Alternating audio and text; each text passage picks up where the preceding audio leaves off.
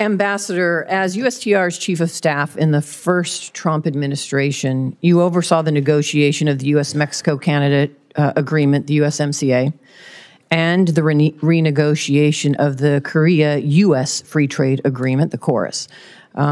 President Trump signed both of these agreements. He called the USMCA a colossal victory, and KORUS a historic milestone.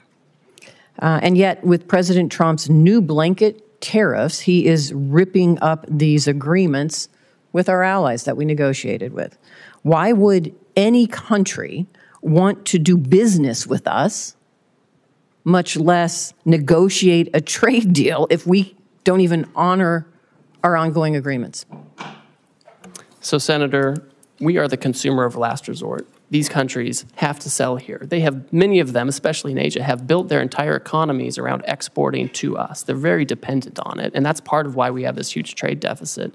With USMCA, those parties continue to enjoy duty-free treatment for many of the products that continue to comply with the rules that were set out 5 years ago. There's a big concern, Senator, that we did not have adequate other protections to stop the flow, particularly of like autos into the United States. But there was a process for you to renegotiate that agreement this year. We talked about that in my office. Isn't that correct? That's correct. And it wasn't to do these blanket tariffs, correct? What we have to address is an emergency, Senator. That's true. And you should be honest. At least as you sit here, as you were in my office, be intellectually honest. Now, let me just ask this, because this is also true, and I so appreciate my Senator Lankford asking this. Time matters. How long did it take to negotiate that agreement, the USMCA, that you were part of? We did it at breakneck speed. We did it in about 2 years. 2 years. And now you're telling us you have nearly 50 countries coming to you, approaching you to enter in a negotiation, and you think that you can do that overnight? India. Man, you're pretty superhuman here, if that's the case. So let's be realistic. That's all we're asking. Common sense and realism here, Ambassador, as you sit here before us. And let me talk about something else that is really important for my state, and I think this entire country, because this administration is forgetting that we have $1 billion economy when it comes to tourism into the United States. People know Las Vegas. My state is Nevada. We rely on tourism to our state, and now we're seeing an impact because of these tariffs, not just from Canada, but I am hearing from so many that are in the tourism and kind of leisure industry. We are seeing impacts because now this $1 billion industry of international tourism is having an impact on our economy. And this is a service industry.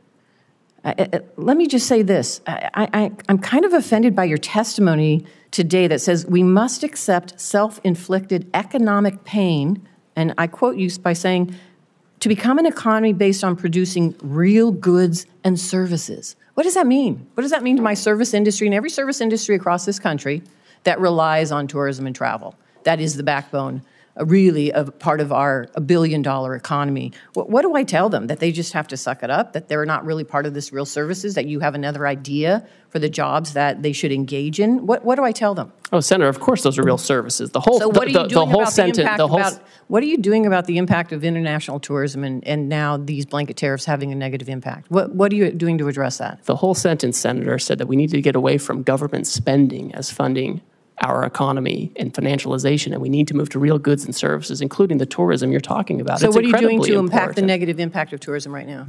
Well, one thing I'll say is we can't have the status quo, right? I keep hearing that we should have, essentially what I'm hearing is we should have the status quo. We should keep the $1.2 trillion trade deficit that Biden left us with. I'm asking you, and I don't think that's adequate. What are you doing in this administration to address now the impact that you're having with these blanket tariffs, not targeted tariffs, blanket tariffs, on international tourism that is a big impact to our economy? What are you doing to address that?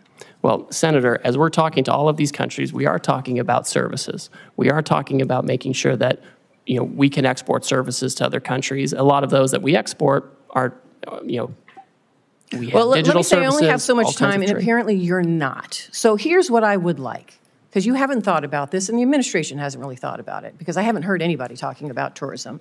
So why don't you come talk to me in my office, and let's talk about and put a plan together because these blanket tariffs are having an impact on tourism in my state and across the country. Senator, I'm happy to instead come of just talk to you. defending it, why don't you just come sit down with some of us and try to address the concerns that we are seeing and feeling in our states that this administration has not taken into account?